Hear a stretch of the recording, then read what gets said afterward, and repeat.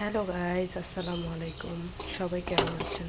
আশা করি সবাই ভালো আছেন। আলহামদুলিল্লাহ, আমরাও ভালো আছি।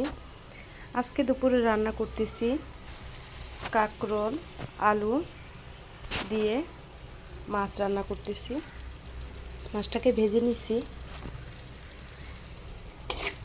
এর সাথে আরও আছে চিংড়ি মাছের ভর্তা বানাবো।